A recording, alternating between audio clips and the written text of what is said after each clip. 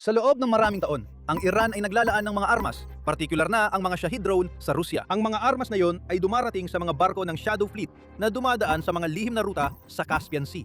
At ngayon, sawang-sawa na ang Ukraine. Ginawa nitong isang higanting bola ng apoy ang lihim na ruta ng armas sa pamamagitan ng mga pag-atake ng drone laban sa mga barkong Iranian na papunta sa Rusya. Pero mas malaki pa ang kwento kaysa sa mga pag-atake. Ang nakikita natin dito ay dalawang digmaan na nagsasanib at nagiging isa. Ang Russia, Iran, Ukraine at US ay kasangkot na ngayon sa isang labanan na sumasaklaw sa buong mundo. Nakikita ba natin ang simula ng pandaigdigang digmaan? Maaring oo. Pero magsimula tayo sa mga pag-atake. Noong Hulyo 25, nagpakawala ang Ukraine ng sunod-sunod na pag-atake laban sa mga barkong naglalayag sa Caspian Sea. Sa unang tingin, mukhang mga karaniwang komersyal na barko ang mga ito. Pero hindi sila ganoon. Ang mga barkong ito ay bahagi ng Shadow Fleet na ginagamit ng Russia at Iran para maglipat ng mga armas at langis sa pagitan nila. Para sa Ukraine, ito ay isang sitwasyon na hindi na nila kayang tiisin. Ang mga armas na natatanggap ng Russia, kabilang ang mga drone at missile, ay matagal nang ginagamit para atakihin ang mga lungsod ng Ukraine at pumatay ng mga sibilyang Ukrainian.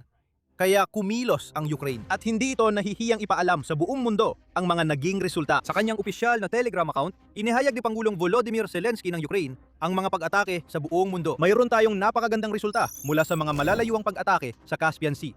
Partikular na, ito ay mga barko na sangkot sa pagdadala ng mga kargamentong militar mula sa Iran at isang barkong pandigma ayon sa pahayag ni Zelensky. Dito rin niya idinetalye ang mga pag-atake laban sa Tumen Oil Refinery sa Yekaterinburg, isang pag-atake sa Fuel at Lubricants Warehouse sa Rostov-on-Don, at isang pag-atake ng drone sa isang negosyo sa Kirov. Gumagawa ito ng mga bahagi na ginagamit sa mga sandatang inilulunsad ng Russia laban sa Ukraine. Ayon kay Zelensky, ang huling strike na yon ay isinagawa sa layong humigit kumulang 1,200 kilometro na nagpapakita kung gaano nakalalim ang naabot ng mga pag-atake ng Ukraine na yon. Pero ang mga barko ng Iran ang talagang napapansin dito.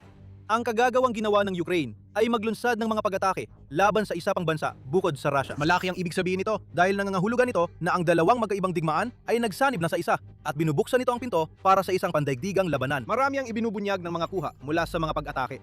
3 barko na ngayon ang tinamaan ng Ukraine sa Caspian Sea.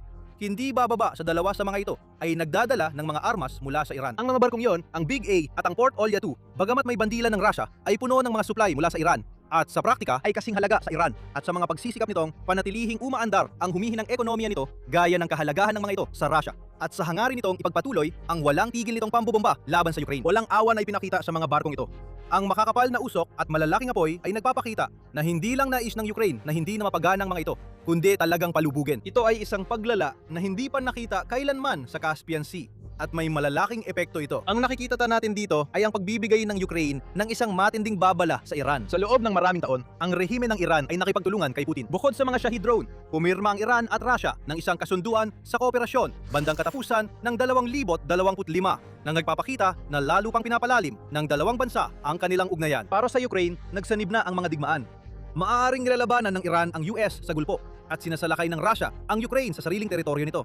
Ngunit ang kooperasyon ng dalawa ay nangangahulugang pandaigdigan na ang digmaan. Tulad ng binanggit ni Zelensky, nagbibigay ang Russia ng mga satellite na larawan sa Iran na ginagamit sa mga pag-atake laban sa mga base ng US at mga kaalyado ng Amerika sa reyon ng Gulpo. Simula noong umpisa ng Hulyo, naitala namin ang aktibong pagmamanman ng Russia gamit ang satellite sa mga estado ng Gulpo at mga pasilidad militar ng US na naroon.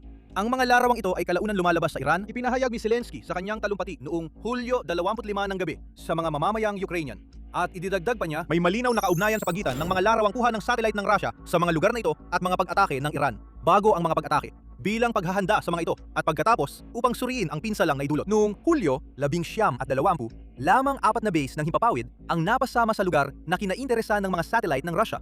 2 sa Bahrain, 1 sa Jordan at 1 sa Kuwait. Kaya malinaw ang dahilan ng Ukraine. Kasali na talaga ang Iran at nagpasya ang Ukraine na harapin ang mga barko ng Shadow Fleet nito gamit ang dahas. Mas palalalimin pa natin ang pagdalakay sa mga dahilan na yan mamaya. Pero ang interesante sa pahayag ni Zelensky dito ay nagpapadala siya ng mensahe, hindi sa Iran at hindi rin sa Russia, kundi sa Estados Unidos. Ipinapaalam ng Ukraine sa Estados Unidos nang malinaw na ang digmaan laban sa Iran ay aktwal na laban para protektahan ang buong kanluran at ang mga pinahahalagahan nito mula sa mga bansang nais silang wasakin. Mayroong elementong nakakagulat sa mga pag-ataking ito na umalingaw-ngaw sa loob mismo ng White House. Ayon yan kay Joe Barnes na siyang diplomatic editor ng Telegraph. Itinuro ni Barnes na ang mga kargamentong barko ng Iran sa Caspian Sea ay hindi mukhang mga halatang target para sa Ukraine. Pero sa pamamagitan ng pag-atake sa mga barkong ito at sa pagbibipay ng pahayag na ibinahagi natin kanina, Pinatitibay ni Zelensky ang ugnayan ng Iran at Russia sa isipan ng administrasyong Trump. Ang layunin ng Ukraine ay pagdugtungin ang dalawang labanan at sa paggawa nito, maaaring makalika ito ng kaunting puwang upang hikayatin ang US na magbigay ng mas maraming suporta sa Ukraine habang ipinagtatanggol nito ang sarili laban sa Russia. Pagkatapos ng lahat, iginiit ng Ukraine na ang dalawang digmaan na ito ay napagtagumpayan na. Tulungan ang Ukraine na talunin ang Russia at lubos na hihina ang Iran. Ito ang mensaheng ipinapaabot sa US. Malamang na hindi nagkataon lang na ang mga pag-atake ng Ukraine laban sa mga barko ng Iran ay nangyari sa bisperas ng pagdating ni Zelensky sa US noong Hulyo 28 para sa mga pagpupulong kay Pangulong Donald Trump ng US, ang kanyang grupo at ang tinatawag ni Zelensky na mga taong maaaring sumuporta sa ating depensa. Sa isang post sa X na nag-aanunsyo ng kanyang pagdating sa US, sinabi ni Zelensky, ang aming pangunahing prioridad ay ang anti-ballistic defense at estratehikong kooperasyon sa Amerika. Kailangang mapalapit ang kapayapaan. Ano pa bang mas maiam na paraan para hikayatin ang kooperasyon na iyon kundi ipakita sa administrasyon ni Trump na ang dalawang tila magkaibang kalaban ay iisang kalabang pareho nilang kinakaharap. Tungkol naman sa Iran, galit na galit ang rehimen nito matapos ang mga pag-atake ng Ukraine sa Caspian Sea. Si Abbas Araghchi, ang foreign minister ng Iran, ay nag-post sa social media upang batikusin ang Ukraine. Inatake ni Zelensky ang isang komersyal na barko ng Iran na nagresulta sa pagkamatay ng isang marinero. Isang lantad na paglabag sa UN Charter na ginawa sa utos ng Israel upang hilahin ang Europa sa sarili nitong digmaan. Sigaw ni Araghchi bago ideklara na malinaw na sinabi ng Iran na hindi maaring palampasin ang ginawa ng palamunin sa Kiev. Sa madaling salita, may binabalak na tugon ang Iran. Kung ano ang magiging tugon na yon ay hindi pa natin alam. Malabo ang mga sinabi ni Araghchi. Malamang sinadya niya ito. At limitado rin ang magagawa ng Iran dahil sa pakikipaglaban nito sa US sa reyon ng Gulf. Sa panig naman ng Ukraine, binaliwala nila ang banta ng Iran at lalo pang pinaninindigan na 100% lehitimo ang mga pag-atake sa mga kargamentong barko na ito. Ipinabatid ng Foreign Minister ng Ukraine, si Andriy Sybiha, sa Iran kung ano talaga ang paninindigan ng Ukraine sa isang ex-post noong Hulyo 27, kung saan sinabi niya ang mga banta ng Iran ay walang basihan at hindi makatarungan. Ang rehimen sa Tehran ay direktang kasabwat ng agresyon ng Russia laban sa Ukraine. Nagbibigay ng armas sa Moscow na siyang nagpapalala sa kriminal na digmaan na pumatay na ng mga Ukrainians mula pa noong 2022. Dagdag pa ni Sybiha, wala sa lugar ang Iran na magkunwaring biktima sa lahat ng ito, lalo na ang magbanta ng aksyon mula sa United Nations laban sa Ukraine. Mulay, bumabalik ito sa pangunahing punto ng Ukraine. Simulat sa pool, kasali na ang Iran sa digmaan kasama ang Russia. Ang ginawa lang ng Ukraine ay turuan ang Iran kung bakit masamang ideya iyon. Sumabog na sa hindi inaasahang antas ang tensyon. Parehong digmaan sa Ukraine at Iran na kinasasangkutan na ng 12-12 ng bansa na nagbibigay ng tulong o direktang apektado ng mga pag-atake ay lalo pang tumindi. Ang susunod na mangyayari ay maaaring magkaroon ng malaking epekto sa takbo ng mga kaganapan sa buong mundo. Pero bago natin talakayin yan, pati na rin kung ano ang ginawa ng Ukraine at kung bakit inatake nito ang mga barkong ito. Paalala lang na nanonood kayo ng palabas tungkol sa militar. Ginagawa namin ang palabas na ito para ipaliwanag kung paano talaga gumagalaw ang kapangyarihan. Kaya siguraduhin nakasubscribe ka at naka-enable ang notifications para makita mo pa ang iba naming mga video. Bago tayo mas lumalim sa kung ano ang ibig sabihin nito para sa hinaharap, may isang tanong na kailangang sagutin. Paano nga ba nagawang atakihin ng Ukraine ang mga barkong pangkargamento ng Shadow Fleet sa Dagat Caspian? Sa totoo lang, nasa pangalan na mismo ang sagot, Shadow Fleet.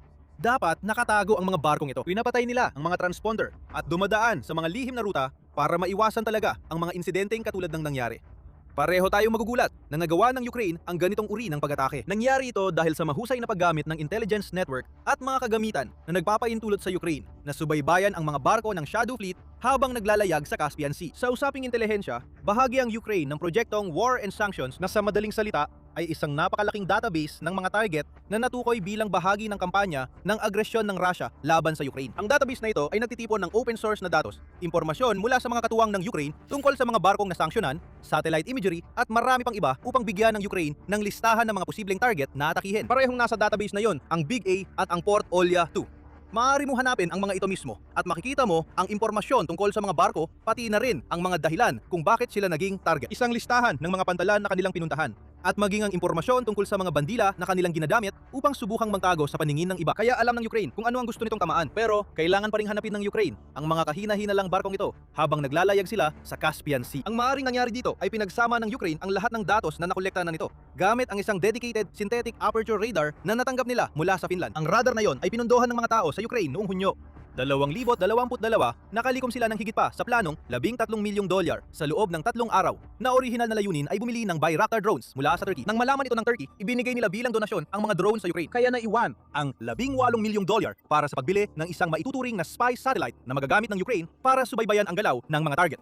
Ang kahangahangang kagamitang ito ay nagpapadala ng radar energy sa ibabaw ng mundo mula sa layong 500 kilometro. At ginagamit nito ang mga natatanggap nitong signal para bumuo ng larawan ng mga nakikita nito. Hindi naapektuhan ng ulap, dilim at panahon ang radar. At gamit ito, makakakuha ang Ukraine ng mga larawan ng nasa lupa o sa kasong ito ng Caspian Sea ng 6 na beses na mas mabilis kaysa sa ibang pinagkukunan. Kaya ang malamang na nangyari dito ay ginamit ng Ukraine ang mga larawan mula sa satellite para malaman na ang dalawang kargamentong barko ng Iran ay umaalis mula sa Iran at dumaraan sa Caspian Sea. Pagkatapos, ginamit ng Ukraine ang sarili nitong mga radar para subaybayan ang mga barkong yon na nagbigay daan naman para maitakda nila ang ruta ng mga drone na lilipad ng daan-daang kilometro para palubugin ang mga barkong yon. Tungkol naman sa mga drone, mukhang ginamit ng Ukraine ang Lyochi para sa gawaing yon. Isa sa pinakakilalang long-range na drone na dinevelop ng Ukraine, ang Lyochi ay matagal nang kilala. Sa abot ng higit 1,000 kilometro at kakayahang magdala ng warhead na tumitimbang ng hanggang 75 kilo.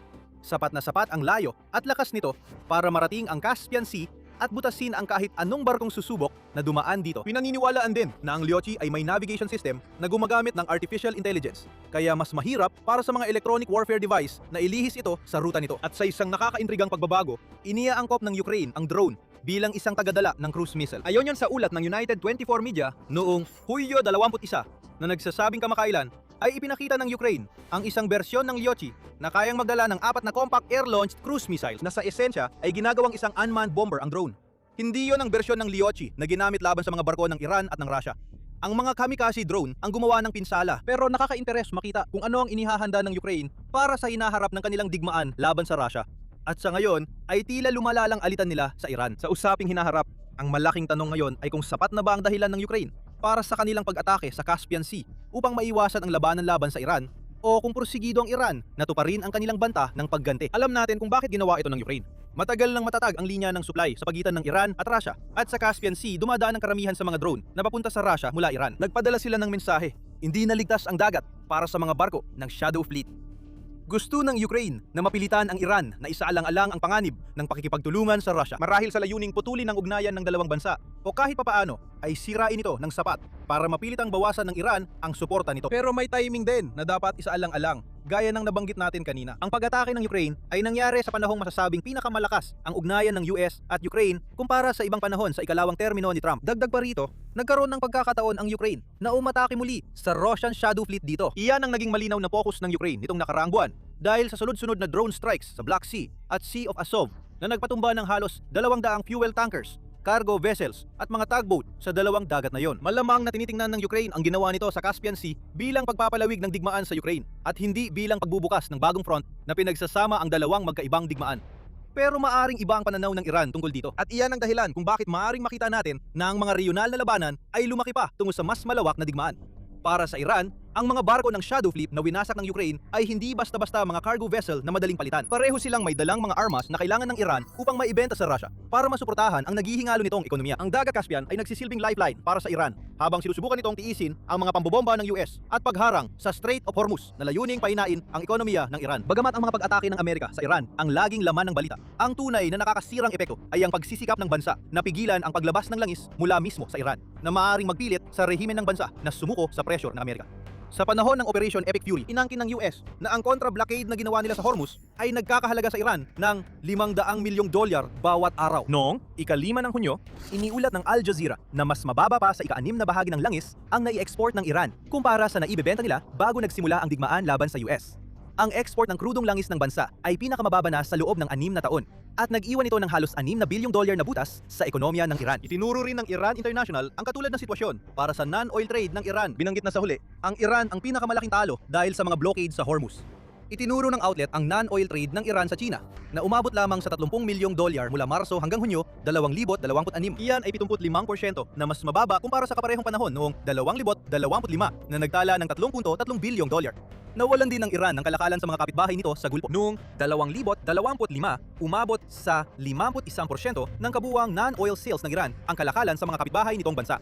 Ngayon, halos wala ng kalakalan. Wala talagang balak ang mga kapitbahay sa Gulpo na bumili mula sa Iran habang aktibong pinupuntirya sila ng Iran gamit ang mga drone at misil. Ang punto namin dito ay nasa matinding kagipitan sa ekonomiya ang Iran.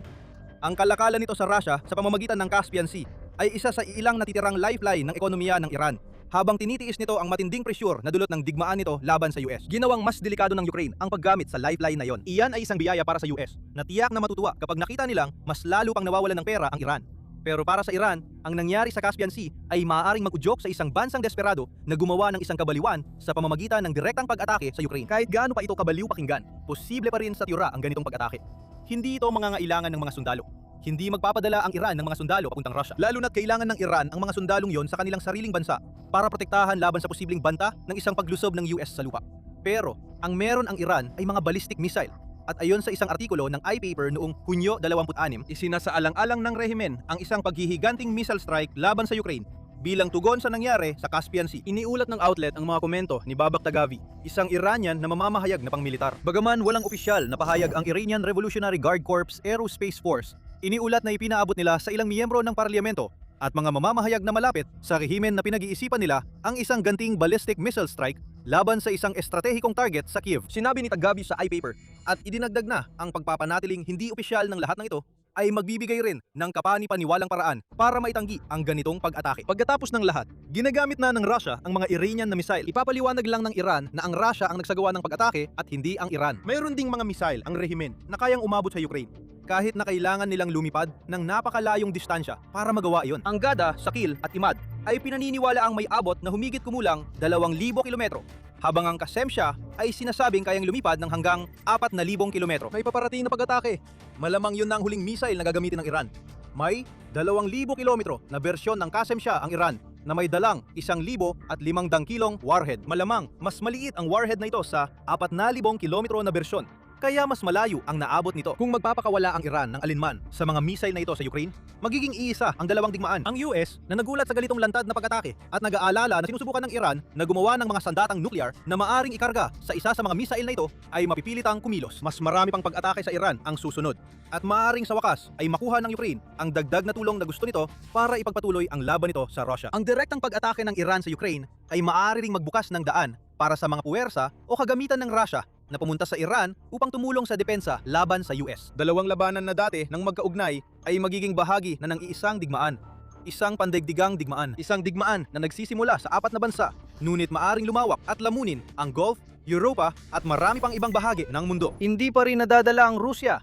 Muli na namang inutusan ni Putin ang kanyang mga tropa na magmartsa papuntang Sloviansk. Ang lugar na yon ay parang impyerno, isang sona ng kamatayan. Doon pumupunta ang mga sundalong Ruso para mamatay, habang inuutos ng kanilang leader na ibuwis ang kanilang mga katawan laban sa isang bayan na hindi natutulog. At nangyari na naman.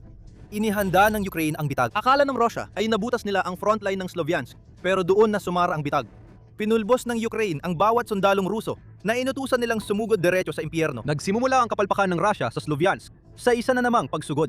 Mula Agosto 1 hanggang Agosto 2, naglunsad ang Russia ng sunod-sunod na opensibang operasyon sa direksyon ng Sloviansk. Malaki ang naging pagsandig nila sa mga naunang pag-usad upang makabuo ng parang nakausling bahagi sa direksyon ng Sloviansk. Mukhang hindi naman mismong sa bayan naganap ang pagsalakay.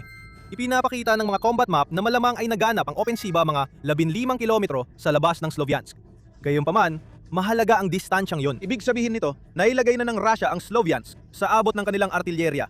At nangangahulugan din ito na maaari nang gamitin ng Russia ang kanilang FPV drones para salakayin ng bayan at subukang gumawa ng sarili nilang kill zone sa labas lang ng hangganan ng nasabing lugar. Kaya simple lang ang estratehiya ng Russia. Palawakin ang salient na nagawa na nila at subukang sumulong sa ilalim ng proteksyon ng sarili nilang mga FPV drone. Ang salient na yon na isang salitang ginagamit para ilarawan ang anumang posisyong militar na nakausli papasok sa teritoryo ng kalaban ang naging susi sa pag-atake ng Russia. Itinatag sa rehiyon ng Kaliniki. Ito ay sumusulong papasok sa gray zone sa paligid ng Sloviansk, kung saan parehong may mga posisyon ang mga unit ng Russia na panglusot at mga unit ng Ukraine.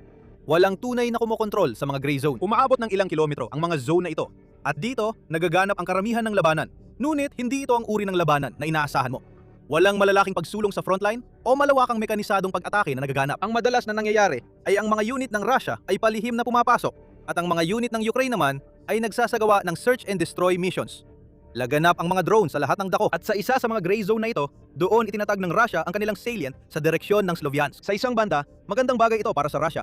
Isa itong puwang sa frontline na maaring samantalahin ng Russia. Dahil umaabot ito sa kahabaan ng isang kalsada, pinayagan silang umabante pataas at pababa sa isang kagubatang bahagi ng lupa sa labas ng Sloviansk na nagbibigay ng magandang taguan. Nakakatulong yon sa lohistika. Ibig sabihin, maaring mailapit ng Russia ang mga sundalo at supply sa harapan bago sila pumasok sa gray zones para subukang salakayin ang Sloviansk. Mula sa nakausling bahagi, maaring kumalat ang mga Russian infiltrator sa gray zone na teritoryo. kung saan sinusubukan nilang magtatag ng mga base na susundan ng iba pang tropa. Kaya lumalawak ang nakausling bahagi upang makabutas ng mas malaking butas sa harapan. Iyan ang sinusubukan ng Russia malapit sa Sloviansk. Pero may isa pang aspeto na dapat isaalang-alang. Mahalaga ang nakausling bahagi, oo. Pero ibig sabihin din nito na 2 kilometro lang ang lapad ng kontroladong lugar ng Russia kung saan kailangang dumaan lahat ng sundalo at mga pagpapadala ng supply. Ang lugar na yon ay abot ng mga drone at artilyerya ng Ukraine. Bukod pa rito, may iba pang mga issue ang saliente. Nakalusot ang mga puwersa ng Rusya sa harapan. Pero ibig sabihin din nito na ang mga puwersa ng Rusya na gumagalaw sa salyente ay napapaligiran sa 3 panig. Ang kailangan lang gawin ng Ukraine para subaybayan ang galaw ng Rusya sa salyente na ito ay magpadala ng ilan sa kanilang napakaraming reconnaissance drone. Makakatulong sana ang taguan sa mga sundalo ni Putin, pero hindi ito magtatagal. Laging nagmamasid ang mga mata sa impapawid at nakita nila ang pagtatangka ng Rusya na maghanda ng pag-atake sa Sloviansk sa pamamagitan ng salienteng ito. Patuloy na nagbantay ang Ukraine. Naghintay ito ng tamang pagkakataon. Pagkatapos, umatake ang Ukraine. Ang Institute for the Study of War o ISW ang nagbigay ng mga detalyeng meron tayo. Naglunsad ang Ukraine ng mabagsik na kontra-atake sa lugar ng Sloviansk, malamang na nakatuon sa nakausling bahagi at sa mga puwersang Ruso na sumusubok umabante mula sa nakausling bahagi ng larangan ng labanan. Ang kontra-atik na iyon ay naganap malapit sa Rai Alexandrivka at nakumpirma na ito ay naganap ayon sa mga Russian military blogger iniulat ng ISW. Ang naging resulta ay ang tuluyang pagkawasak ng opensiba sa Sloviansk na inihahanda ng mga tropang Ruso sa pagtatatitis ng kontra-atik ng Ukraine na itaboy ang Russia mula sa gray zone. Walang anumang naging pag-usad at malamang ay nawalan pa ng ilan sa kanilang mga infiltration unit. Napigilan ang kanilang pagsalakay at lubang na pinsala ang Russia. Ang pagsubok na iyon ay isa sa mga mas kapansin-pansing halimbawa ng pag-usad ng Russia na nakita natin nitong mga nakaraang taon. Ang kapansin-pansin ay isang relatibong termino dito. Gayunpaman, nagawa ng mga puwersa ng Russia na makausad ng mga 6 na kilometro papunta sa Sloviansk sa loob ng 2 linggo na mas mabilis kumpara sa anumang pag-usad na nangyari sa mga frontline nitong mga nakaraang buwan. Hindi ito malaki. Wala namang malalaking pag-usad ng Russia ngayon, pero sapat na ito para magbigay ng pagkakataon para sa isang pag-atake at sinubukan ng Russia na isagawa yon. Pinatigil ng Ukraine ang mga sundalo ni Putin. Inakit sila sa isang patibong na sila rin ang gumawa bago umatake sa nakausling bahagi. Muli na namang nabigo ang Russia na matutunan ng aral sa Sloviansk. Ang lugar na ito, kasama ng lahat ng nakapaligid dito, ay isang ganap na impyerno para sa mga puwersa ng Russia. Pero pilit pa rin nilang sumusulong. Yan ang utos ni Putin. Pero kahit ang desperadong pagtatangka ng Russia na gumamit ng glide bombs para baguhin ang sitwasyon sa Sloviansk, ay hindi rin gumagana ayon sa inaasahan ng Kremlin. Matagal ng target ang Sloviansk. Noong Marso 30 pa lang, iniulat na ng bagong boses ng Ukraine na ang malaking opensiba ng Russia ngayong tagsibol na inaasahang maghahanda sa pagbagsak ng Donetsk sa bandang huli ng 2026 ay natigil na sa labas lang ng Sloviansk. Sinusubukan ng Russia na sumulong mula sa silangan, ngunit palaging nababangga sila sa malawak na kill zone ng Ukraine na puno ng mga trensera, barbed wire at tila walang katapusang supply ng mga drone. Ang sitwasyon ay nag-iwan sa Russia ng isang opsyon lamang para magsagawa ng pag-atake sa urban na lugar ng Sloviansk, Kramatorsk. Ang orihinal na plano na pag-atake mula sa lahat ng panig sa rehiyong iyon ay nauwi na lang sa pagtapon ng Russia ng mga karning kanyon mula sa kanilang ikatlong Combined Arms Army papunta sa mga kill zone. Walang anumang suporta mula sa gilid. Hanggang ngayon, wala pa rin. Gaya ng nakikita natin mula sa nakausling bahagi na napalibutan ng Ukraine sa lahat ng panig. Sinabi ng mga analyst noon na ang desisyon ng Russia na sumubok umabante nang walang suporta mula sa gilid ay magre-resulta sa napakalaking pagkalagas kapalit ng napakaliit na tagumpay.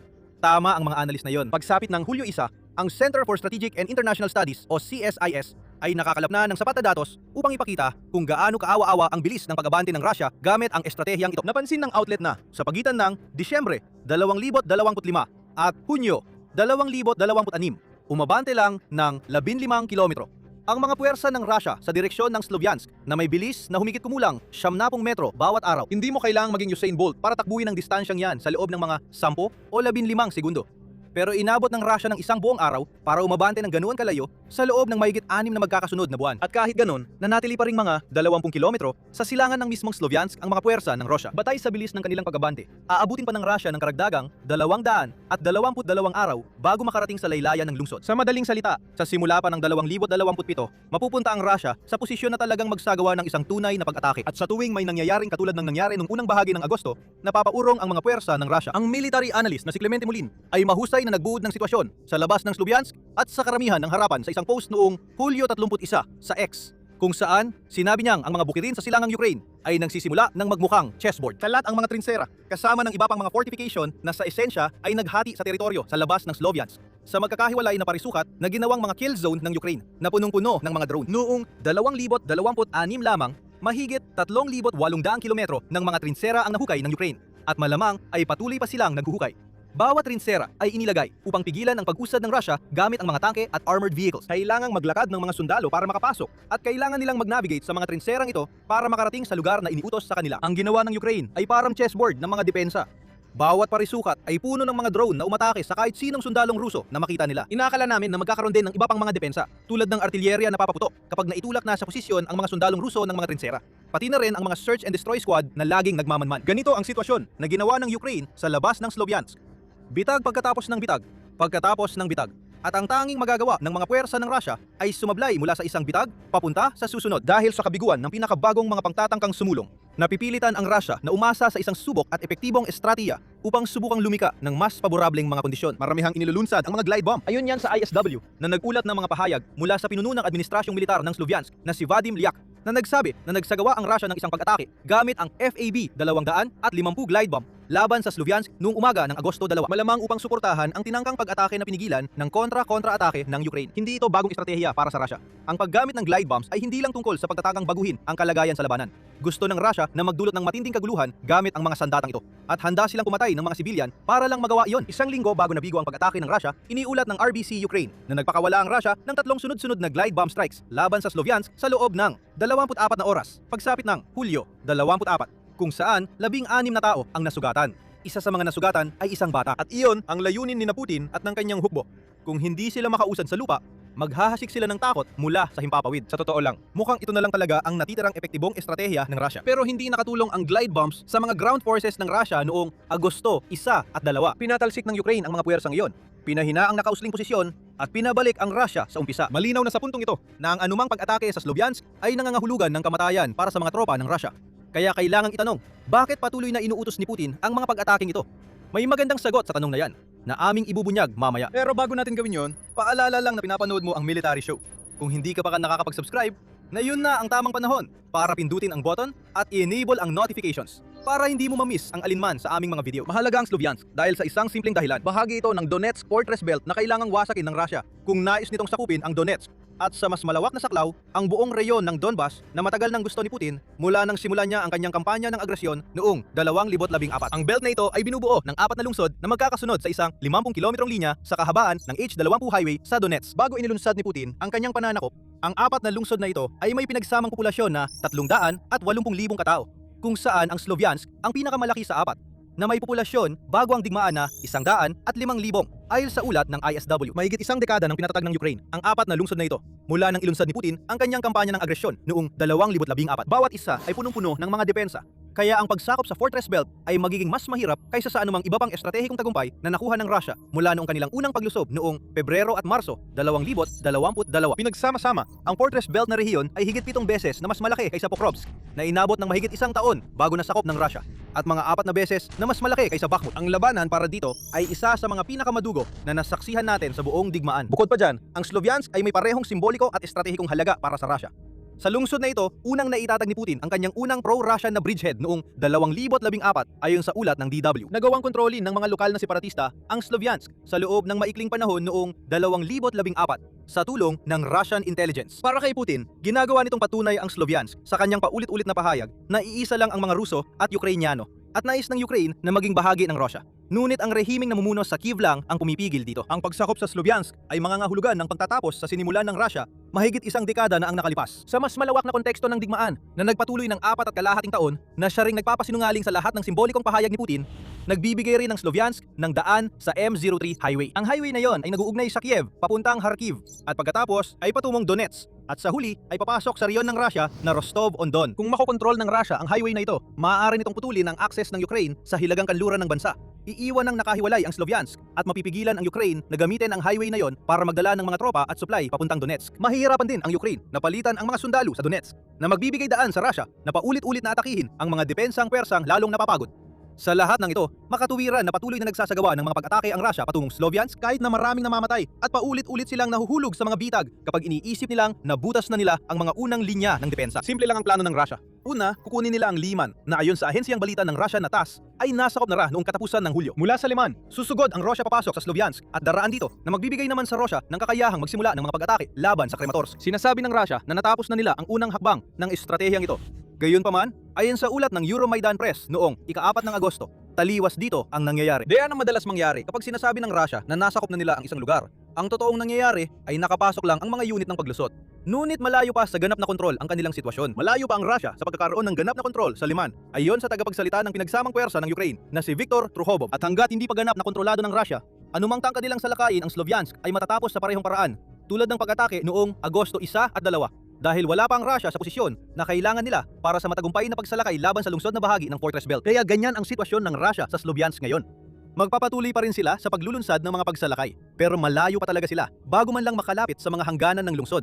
Lalo na ang masakop ito. Maaari nating tingnan ito bilang isang maliit na larawan ng kung ano ang nangyayari sa buong Donetsk. Sa totoo lang, pareho lang ang sitwasyon. Sumusulong ang Russia, pero hindi naman sila masyadong nakakalayo. Ang plano ng Russia ay sakupin ang buong Donetsk bago matapos ang 2026. Pero wasak na ang planong yon dahil sobrang bagal ng kanilang pag-usad. Swerte na lang sila kung makarating man sila sa gilid ng Sloviansk bago matapos ang taon, lalo na ang pagsakop sa iba pang mga lungsod na bahagi ng Fortress Belt na kailangan pang bumagsak. Napag-usapan na natin kung gaano kabagal ang pag-usad ng Russia papunta sa lungsod na yon. Sa Donetsk at sa buong Ukraine, mas malala pa ang sitwasyon. Sa pagtatasa ng ISW noong Agosto 1 tungkol sa kampanya ng Russia noong Hulyo, napansin nila na nakapag-usad lang ang Russia ng kabuuang 37.8 na kilometro kwadrado sa Ukraine o average na 1.22 kilometro kwadrado bawat araw. Para sa konteksto, mas maliit pa raw yan kaysa sa Manhattan ayon sa think tank. May magandang balita para sa Russia dahil Hulyo ang ikalawang sunod na buwan na ang mga puwersa ni Putin ay nagtagumpay na makakuha ng netong teritorial na pag-usad sa Ukraine. Noong Hunyo, nagkaroon din ng katulad ngunit mas maliit na pag-usad na 30.02 na kilometro kwadrado, habang noong Abril at Mayo, halos 400 na kilometro kwadrado ng teritoryo ang nawala sa Russia. Kaya patuloy pa ring sinusubukan ng Russia na mabawi ang mga nawalang teritoryo nito noong mas maaga sa 2026. Sa ngayon, halos kalahati pa lang ng nawala noong Abril ang nababawi nila. Hindi maganda ang tingin dito para sa bansang inaasahang umaatake at sumasalakay sa Donetsk. Lalo pang napapansin ang napakabagal na pag-usad kapag isinama mo ang mga pagkalugi ng Russia noong Hulyo. Noong Agosto 3, iniulat ng Kiev Independent na umabot sa 42,860 sundalo ang napatay o nasugatan, na siyang pinakamataas na bilang ngayong 2026. Ang dating pinakamataas ay noong Hunyo, kung kailan nawalan ang Russia ng 39,270 sundalo. Ibig sabihin nito, nag-alay ang Russia ng mahigit 1,130 sundalo para sa bawat isang kilometrong parisukat na nasakop nila sa loob ng buwan. Malinaw na ginagawa ng Fortress Belt ang tungkulin nito. At gaya ng nakita natin noong Agosto, 1-2, napakabisang lumaban ng mga tagapagtanggol ng Sloviansk. Para naman sa buong Donetsk, imposibleng makuha ang reyon bago matapos ang 2026. Ang tanging paraan lang na mangyayari yon ay kung sabay-sabay na magpasya ang lahat ng tagapagtanggol ng Ukraine na tumigil na lang lumaban. At dahil sa kakulangan ng kakayahan ng mga sundalo ng Rusya, hindi pa kami sigurado na kahit sumuko pa ang mga tagapagtanggol ay makukuha ng Rusya ang Fortress Belt bago matapos ang taon. Bukod sa mga insulto, napakabagal ng pag-usad na nakita natin itong Hunyo at Hulyo. Kaya't ayon sa open source intelligence analyst na si Deep State, hindi pa rin makukuha ng Rusya ang Donetsk sa 2027, lalo na sa 2026. Ang tanging bagay na mukhang kayang baguhin ang nakakatakot na prediksyon na ito para sa Rusya ay kung tutuparin ni Putin ang mga usap-usapan na magmomobilisa siya ng 500,000 sundalong Ruso pagkatapos ng eleksyon sa State Duma ngayong Setyembre. Iyan ang nakakalungkot na kalagayan na kinasasadlakan na yon ng leader ng Rusya. Hindi niya makuha ang Donetsk sa oras na sinabi niyang makukuha niya ito, at ang tanging paraan para maging posible ang imposibleng yon ay ang gawin ang bagay na paulit-ulit niyang ipinangakong hindi niya gagawin. Wala sa mga ito ang nakakatulong sa mga sundalong isinakripisyo lang ng Rusya malapit sa Sloviansk. Inututan silang sumugod sa impyerno at impyerno nga ang kanilang natagpuan. Gayonpaman, ang kontra-attack ng Ukraine sa Sloviansk ay nagbibigay lang ng maliit na pahiwatig kung ano talaga ang nangyayari sa frontline ng Rusya sa Donbas. Ang linyang yon ay nasa bingit ng pagbagsak. Nabigo ang mga negosasyon.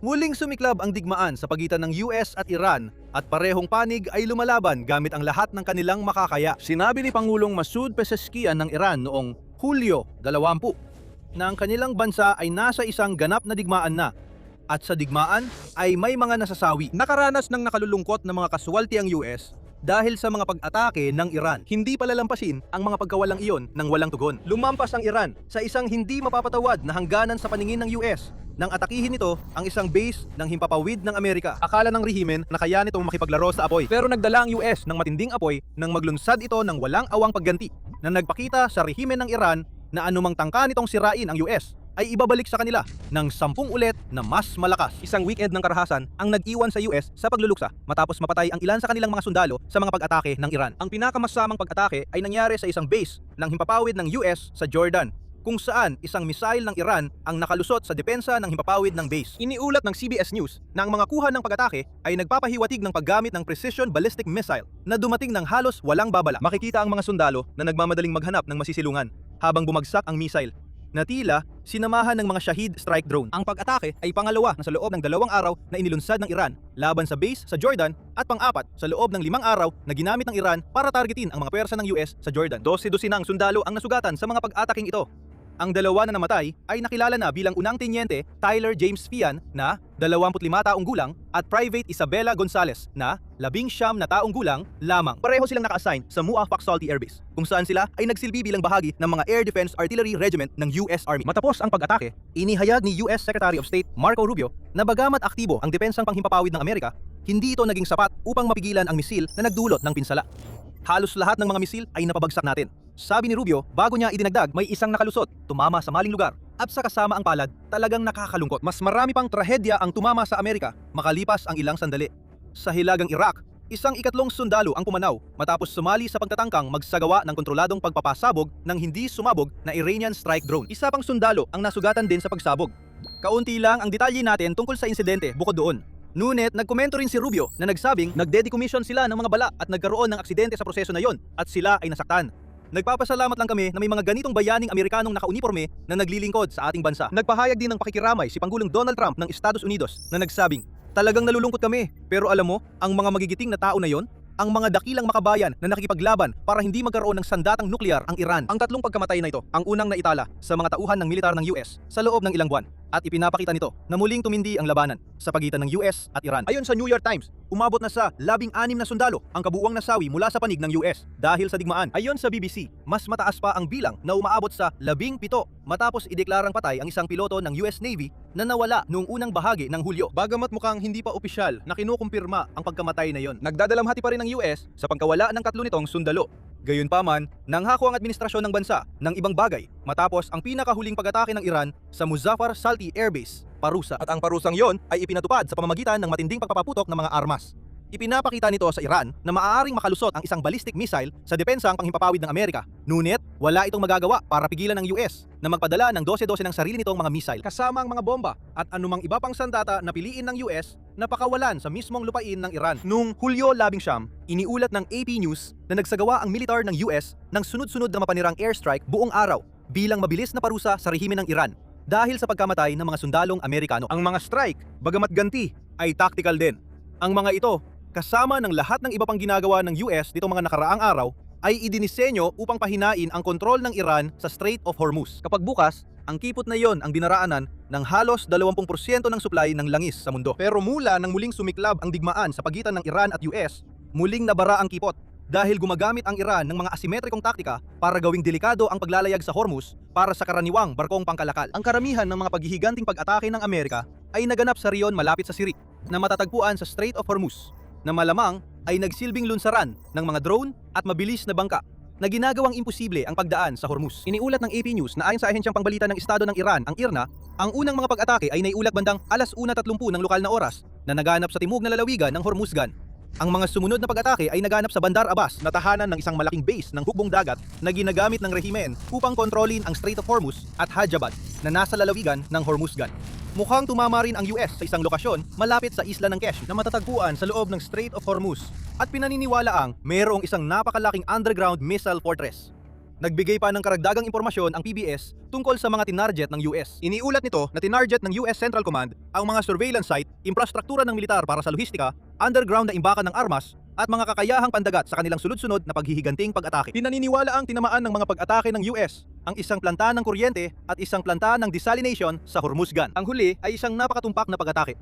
Ayon sa IRNA, 10,000 katao ngayon ang nawala ng supply ng malinis na tubig dahil sa mga pag-ataking ito. Ang pag-atake malapit sa isla ng Kesh ay iniulat ding tumarget sa isang planta ng desalination. Dahil mukhang pinalawak na ng Amerika ang kanilang matinding paghihigante sa isang estratehiyang layuning pagkaitan ang Islamic Revolutionary Guard Corps o IRGC at ang militar ng Iran ng mga pangunahing pangangailangan. Sa Bandar Abbas, sinira ng US ang isang tulay at 2 lagusan. Ang mga pag-ataking yon ang pumigil sa daloy ng trapiko papunta sa mahalagang base. Inamin din ng Iran ang iba pag-ate sa mga pasilidad ng kuryente, bagamat kakaunti lang ang detalye maliban sa pag-angkin na ang mga pag-atake ng Amerika sa nakaraang 3 linggo ay pumatay ng hindi bababa sa 50 katao at nakasugat ng mahigit 500. Ganito ang itsura ng paghihiganti kung atakehin ng Iran ang isang baseng panghimpapawid ng US at papatayin ang mga sundalong Amerikano gamit ang ballistic missile. Tutugon ang US ng napakalaking pag-atake na sasaklaw sa ilang rehiyon ng Iran at hindi diyon natapos ang paghihigante. Sinundan pa ito ng mga pag-atake sa gabi ng Hulyo 19 at 20 na naging ika-siyam na sunod-sunod na araw ng pambobomba ng US sa Iran gamit ang kanilang mas makapangyarihang air power. Muling naging target ang Sirik, pati na rin ang mga lungsod ng Tabriz, Jask at Chabahar ayon sa ulat ng Al Jazeera.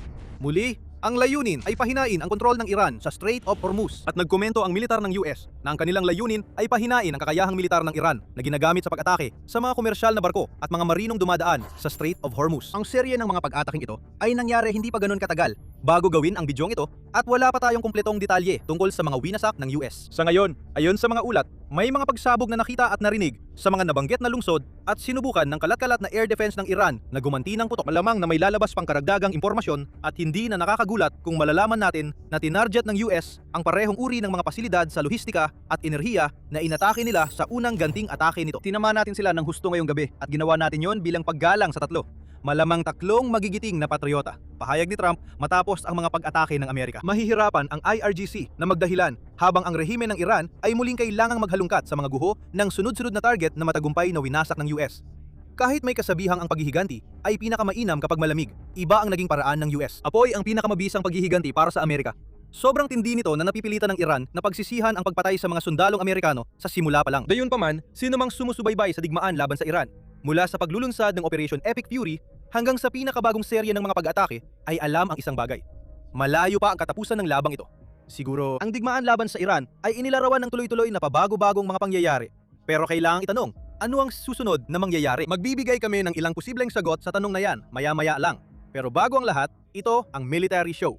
Kung hindi ka pa nakakapag-subscribe sa channel, ngayon na ang tamang panahon para gawin yon. At kung gusto mong siguraduhin na mapapanood mo agad ang aming mga pinakabagong video pagkalabas nito, huwag kalimutang i-click ang notification bell. Maaari nating hatiin ang ating mga sagot tungkol sa maaaring mangyari sa dalawang kategorya: ang agarang mangyayari at ang hinaharap. Sa agarang usapin, may kakaibang kombinasyon ng usapan tungkol sa posibleng kapayapaan at malinaw na paglala na nakikita natin sa magkabilang panig. Sa isang ulat noong Hulyo 20, sinabi ng Sky News na ang mga tagapamagitan sa negosasyon sa pagitan ng US at Iran ay di umano'y nag-abot ng panukala para sa isang 10 araw na tigil putukan sa rehime ng Iran. Ang layunin ng tigil putukan na ito ay tila upang bigyan ng sapat na oras ang mga negosyador mula sa magkabilang panig para makabalik sila sa isang kasunduan na katulad ng pansamantalang kasunduan na naabot ng US at Iran noong Hunyo. Dapat ay aktibo ang kasunduang iyon.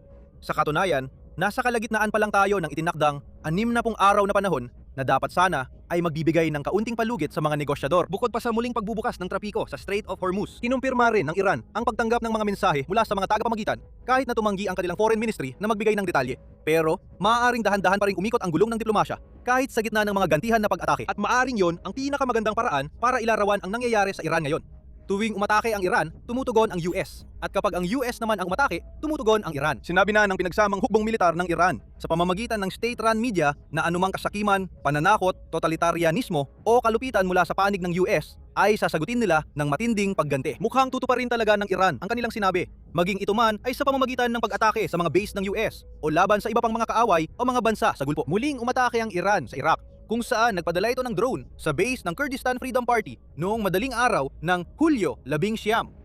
8 tao ang nasugatan dahil sa drone na yon. Nagbabala rin ang pinakamataas na pinuno ng Iran, si Mojtaba Khamenei, na matututo ang US ng ilang hindi malilimutang aral bilang tugon sa kanilang mga paghihiganting pag-atake. Tinawag din ni Khamenei na walang halaga at walang bisa ang pirma ni Trump sa anumang kasunduan o dokumento ng tigil putukan, habang kinondena niya ang mga naunang pag-atake ng US na sa tingin niya ay lumabag sa 60 araw na kasunduan na dati ng umiiral. Wala sa mga ito ang nagpapakita ng pag-asa para sa mga tagapamagitan na sinusubukang tapusin ang pinakabagong tensyon sa pagitan ng Iran at US. Sa katunayan, ang Strait of Hormuz, kung saan nagaganap ang malaking bahagi ng labanan na ito, ay muling isinara. Parehong naglabas ng pahayag ang US at Iran tungkol sa mga blockade, kung saan sinabi ng una na pipigilan nito ang mga barkong Iranian at sinabi naman ng huli na halos lahat ng barko sa Strait, maliban sa sarili nitong mga barko, ay magiging target. Inakusahan ni Rubio ang Iran na ginagamit ang Hormuz bilang panggigipit. Tama siya, pero kung titingnan sa pananaw ng militar, mahirap sisihin ng Iran sa ginagawa nila. Ang pagkontrol sa Strait of Hormuz ay nagbibigay daan sa Iran na lumika ng matinding kaguluhan sa kalakalan na nagresulta sa pagpilit ng ibang bansa sa US na itigil ang kanilang digmaan. Bilang tugon doon, hinihikayat din ni Rubio ang ibang mga bansa na dagdagan ang presyon sa Iran para suportahan ng US at tulungan ang mga barkong pangkalakalan na makadaan sa kipot. Gagawin at patuloy na gagawin ng Estados Unidos ang kinakailangan nito para protektahan ang pandigdigang pagpapadala. Ngunit kailangang magsimulang tumulong ang ibang mga bansa at magbigay, maging kagamitan man o pondo para matulungan sa pasaning iyon. Pahayag ni Rubio. Kung tutugunan man ang panawagang yon ay pinagdedebatehan pa. Hindi tinulungan ng ibang mga bansa ang US noong una sa digmaan at malamang na hindi rin sila magpadala ng mga barkong pandigma ngayon. Tumaas din ang presyo ng langis. Bagamat hindi pa nito naabot ang mahigit $100 kada bariles na nakita natin noong unang mga linggo ng Operation Epic Fury. Papalapit na ito sa ganoong antas, kasunod ng mga paghihiganting pag-atake ng US. Saglit na umakyat sa mahigit $70 ang presyo ng isang bariles ng langis. Bagamat bumaba ito pabalik sa mataas na $80 na antas pagkatapos.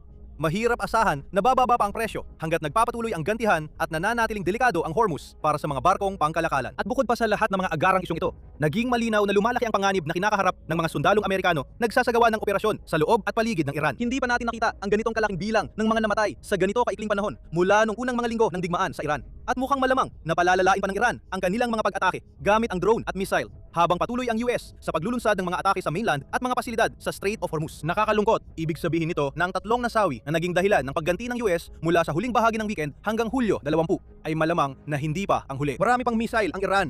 Kayang gumawa ng Iran ng libu-libong drone bawat buwan. At gaya ng nakita natin sa Iraq, maaaring maging mapanganib ang mga drone na yon kahit na napabagsak na. Natatalakay nito ang mga agarang aspeto ng maaaring mangyari sa susunod sa digmaan.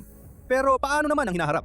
Maraming haka-haka ang nakatuon sa hinaharap kung saan lalala pa ang digmaan. Na tila doon na ito patungo sa gitna ng pahayag ng pinakamataas na pinuno ng Iran na ang pirma ni Trump ay hindi sulit kahit ang papel na sinulatan nito at ang pagbagsak ng 60 araw na kasunduan sa kalagitnaan. Tila naghahanda talaga ang US para sa mas mahabang labanan. Sa isang ulat noong Hulyo 19, ibinunyag ng Yaynet na nagkaroon ng pagdami ng puwersa ng US sa paligid ng Iran nitong mga nakaraang araw habang dumating ang mga fighter jet at refueling aircraft sa Israel. Ayon din sa parehong ulat, mas marami pang puwersa ng US ang ipinadala sa reyon ng Gulf. At kahit na mukhang hindi kasali ang Israel sa pinakabagong tensyon na ito, maaaring magbago ang sitwasyon anumang oras.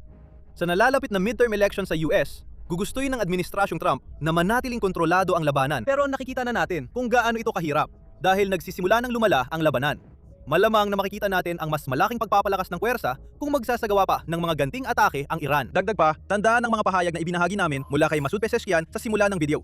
Naniniwala ang presidente ng Iran na ang kanilang bansa ay kasalukuyang nasasangkot sa isang ganap na digmaan na nangangahulugan na tumitindi na ang mga pahayag hanggang sa punto na sinasabi ng Iran na itinuturing na nila ang nangyayari ngayon bilang usapin ng buhay at kamatayan para sa namumunong rehimen. Kung saan hahantong ang bigmaang ito ay hindi pa natin alam. Nauubusan na ang US ng mga missile para sa air defense at mga pangmalayuang munisyon. Ayon sa mga ulat ng balita na magiging problema kung balak ng Amerika na panatilihin ang parehong estratehiya na ginagamit nila hanggang ngayon. Kailangan nilang bawasan ng airstrikes para hindi maubos ang kanilang mga inventaryo. O kaya naman ay kailangang dagdagan ng US ang kanilang mga pag-atake sa himpapawid gamit ang iba pang mga hakbang. Maaring kabilang na ang pagpapadala ng mga sundalo sa lupa kung tama si Pezeshkian at lumala ang labanan tungo sa isang ganap na digmaan. Iminumungkahi ni AA na ang US ay tila nagpapakita ng intensyon na palalain pa ang sitwasyon. Iniulat ng outlet ang mga pahayag ng pampublikong broadcaster ng Israel na Kan na nagsabing noong Hulyo 19 ay may mga hindi pinangalanang puwersa ng seguridad mula sa Israel at US na nagbigay alam sa kanila na may mas marami pang mangyayari. Ang ibig sabihin niyan ay malalaman lang natin sa hinaharap. Para naman sa mga bansa sa Gulpo na kapitbahay ng Iran, naghahanda na sila para sa mas matinding kaguluhan. Sa katunayan, nararanasan na nila ito ngayon. Ang base ng US na tinamaan ng Iran ay nasa Jordan naman pala. Alam ng anumang bansa na nasa loob ng abot ng drone o missile ng Iran, lalo na yung mga kaalyado ng US na tataas ang bilang ng mga pag-atake. Kayang saktan ng Iran ang US nang direkta sa pamamagitan ng pag-target sa mga base ng Amerikano sa mga bansa sa Gulpo. Maaari rin itong dagdagan ang presyon sa US sa pamamagitan ng pag-atake sa mga pasilidad ng enerhiya at iba pang infrastruktura sa mga bansang ito. Bagamat kailangang maging maingat sa ganitong paraan. Kapag sumobra, maaaring mapilitan ang ibang bansa sa Gulpo na sumama sa US sa digmaan. Ang layunin ng Iran ay tamaan ng sapat ang mga bansang iyon para mapilitang hikayatin nila ang US na muling makipag-usap. Ang Kuwait, Saudi Arabia at Jordan ay tinamaan na at simula pa lang yon kung magpapatuloy ang paglala ng digmaan. Tungkol naman sa daan palabas, mahirap makita kung saan ito magmumula. Mayroon nga ba talagang daan palabas? Iyan ang mahalagang tanong na dapat itanong, lalo na't ang daan palabas na akala nating nariyan ay gumuhuna. Patuloy na aasa ang US na ang kanilang mga pag-atake ay magpapalala pa sa mga problemang pang-ekonomiya ng rehimen ng Iran hanggang sa mapilitan itong sumuko. Ipinakita na ng rehimen na yan noon na patuloy itong lalaban at lahat ng sinasabi nila ay nagpapahiwatig na mas malaki pang labanan ang paparating kaysa sa mga nakita natin dati. Umaasa sila na ang impluensyang hawak nila sa kipot ng Hormuz ay magpipilit sa US na umatras. Parehong may mga hinihingi ang dalawang panig na tila ayaw tanggapin ng isa't isa. Iyan ang pinakapunto ng problema. Hanggat may anumang layunin ang Iran tungkol sa nukleyar, mukhang aatakehin ito ng US. Kung magpapatuloy ang US sa pag-atake, hindi makikipagnegosasyon ang Iran at maglulunsad ito ng mga pag-atake na siyang naging dahilan ng paghihiganti ng US sa simula pa lang. Isa lang ang masasabi nating sigurado. Wala talagang kasiguraduhan. Mukhang kumbinsido ang bawat panig na kaya nilang hintayin ang isa't isa na sumuko. At kahit naglunsad na ng matinding paghihiganti ang US, hindi pa rin bumigay ang Iran. Gusto nilang patayin ang leader ng US, ako. Ipinahayag ni Pangulong Donald Trump ng US pagkatapos ng insidente. At nagdagdag pa, nasa bawat listahan ako. Nakita ko kaninang umaga. Nasa bawat isa sa mga listahan nila ako. At sa ngayon, siguro medyo sinuwerte pa ako.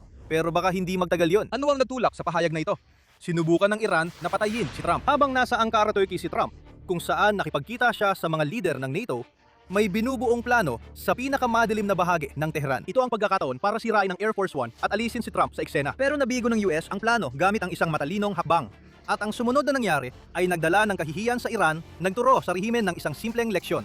Gumawa ka ng mga hangal na desisyon at hangal ding gantimpala ang mapapala mo. Nagsimula ang lahat sa Ankara, kung saan lumipad si Trump para dumalo sa isang NATO summit na dinaluhan ng mga leader mula sa iba't ibang bansang kasapi ng NATO. Ang pagtitipon ay inaasahan sanang maging pagkakataon para sa mga leader na ito na magpatibay ng ugnayan at talakayin kung ano ang kailangan gawin tungkol sa lumalaking mga banta sa buong mundo, kabilang na sa Russia at sa Gulf. Pero sa likod ng mga eksena, may kakaibang nangyari. Lumipad si Trump papuntang Ankara gamit ang bagong bersyon ng Air Force One na ibinigay sa US bilang regalo ng Qatar. Kontrobersyal na talaga ang eroplanong yon. Kailangan pang pabulaanan ni Trump ang mga akustasyon na ang jet ay regalo para sa kanya at hindi para sa US. Bukod pa rito, matatagalan bago malagyan ng lahat ng kagamitang pandepensa ang jet na mayroon sa dating Air Force One. May mga karagdagang upgrade at pagpapahusay na nakatakda ngayong taglagas, ayon kay White House Press Secretary Caroline Leavitt. Pero hindi pa ito nailalagay. At maaring iyon ang dahilan kung bakit gumawa ng kakaibang desisyon si Trump sa Ankara. Bagamat lumipad si Trump papuntang Ankara gamit ang Qatari jet, tinapos niya ang kahit bahagi ng biyahe pauwi gamit ang mas lumang bersyon ng Air Force One na dapat sana'y papalitan ng jet. Kalmado lang si Trump noon. Nang tanungin kung bakit siya nagpalit ng eroplano, simple lang ang sagot niya. Gusto lang daw niyang sumakay ulit sa lumang jet para sa nostalgia. Na may itinatago si Trump.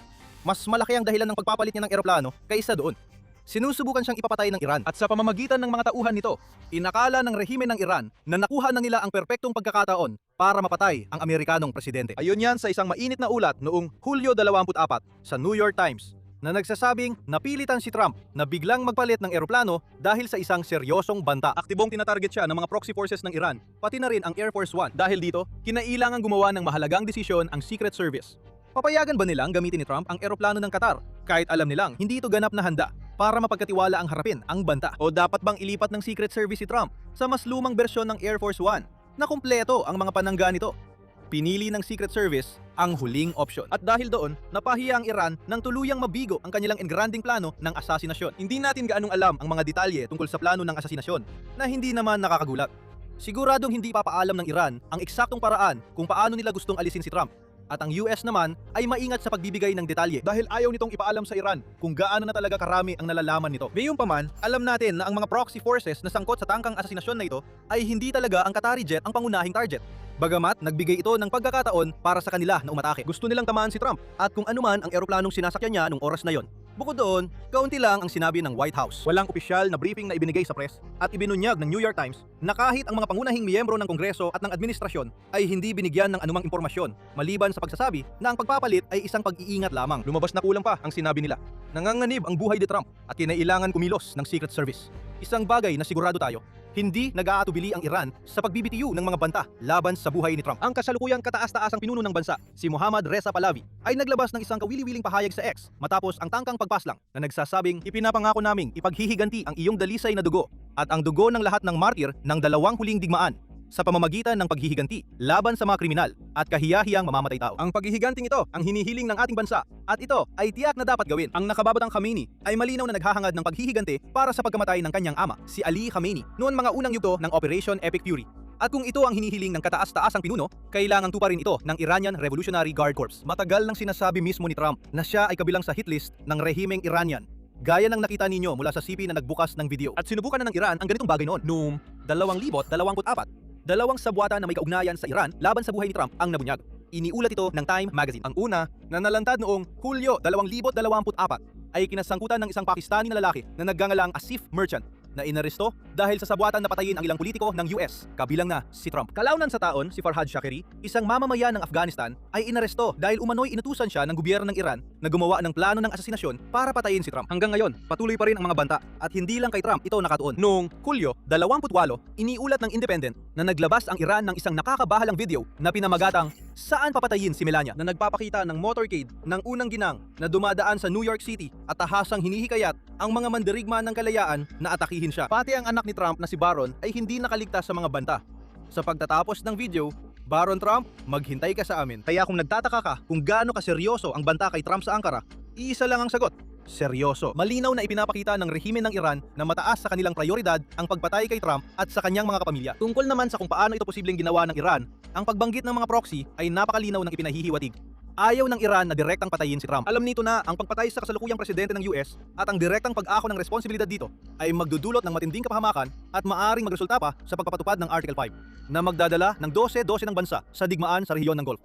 Kaya gusto ng Iran na gumamit ng mga proxy, mga grupong militante sa labas ng Iran, bagamat pinupundohan at sinusuplayan ng rehimen na maaring magsagawa ng mga pag-atake habang nagbibigay sa rehimen ng Iran ng kapani-paniwalang paraan para itanggi ang pagkakasangkot nito. Ang pinakamalamang na paraan ng pag-atake ay sa pamamagitan ng Quds Force ng IRGC na inilarawan ng Council on Foreign Relations bilang isang ekspedisyonaryong sangay na nakikipag-partner sa iba't ibang grupong militante ng Iran sa rehiyon. Ang Quds Force ang nakikipag-ugnayan sa mga tulad ng Hamas, Houthis at Hezbollah na nagdadala ng mga armas sa mga grupong ito at nagbibigay ng mga tagubilin mula sa kataas-taasang pinuno tungkol sa mga nais ng Iran na gawin ng mga grupong iyon. Hindi maliit na grupo ang Quds Force. Dalubhasa sa paniniktik at panlilinlang, ang grupo ay may humigit kumulang 15,000 miyembro at mayroon itong mahabang kasaysayan ng pamamahala ng mga asasinasyon para sa rehimen ng Iran. Nang sumiklab ang mga protesta sa Iran bandang dulo ng 2025 at papasok ng 2026, ang Quds Force ang namahala sa mga asasinasyon ng ilang mahahalagang nagpoprotesta upang magdulot ng kaguluhan sa kanilang hanay. Ayon sa ulat ng Iran International, ang Quds Force rin ang namahala sa isang plano noong 2011 na patayin ang Saudi ambassador sa US na si Adel Al-Jubeir, kung saan ang layunin ay gamitin ang isang Mexican drug cartel para isagawa ang asasinasyon. Tuwing nais ng Iran na lumika ng kaguluhan, madalas na natatagpuan ang bakas ng Quds Force. At dahil sa dekada ng karanasan, mukhang malamang na sinusubukan ng puwersa na pakilusin ang mga militante sa Turkey o sa kalapit na bansa upang mag-organisa ng pag-atake laban sa Air Force One. Dahil alam ang laki ng banta, nagpasya ang Secret Service na palitan ang eroplano.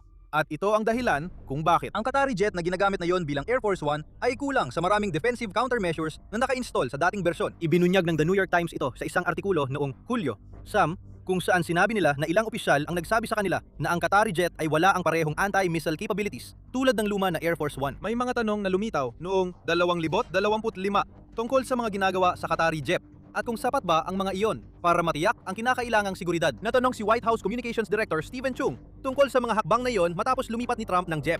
Sumagot siya, ang bagong Air Force One ay isang makabagong eroplano na nilagyan ng mataas na antas ng mga protocol sa seguridad upang matiyak ang kaligtasan ng Pangulo at ng kanyang mga tauhan. Tulad ng sinabi kamakailan ng Pangulo, maraming kaaway ng Amerika ang nakatutok sa kanya at ginagamit namin ang lahat ng aming kakayahan upang tugunan ang mga banta na yon. Hindi gaanong nagsisiwalat ang pahayag na yon. Ngunit malinaw na ang mga protocol sa seguridad na ipinatutupad ay hindi pa sapat upang maprotektahan ang buhay ng Pangulo. Ihambing ito sa mas lumang bersyon ng Air Force One. Alam natin ng tiyak na ang mas lumang jet na ito ay may iba't ibang countermeasures na idinisenyo upang hadlangan ang uri ng pag-ataking panghimpapawid na malamang na pinaplano ng Iran at ng mga proxy nito. Marami sa mga countermeasure na yon ay classified para sa malinaw na mga dahilan.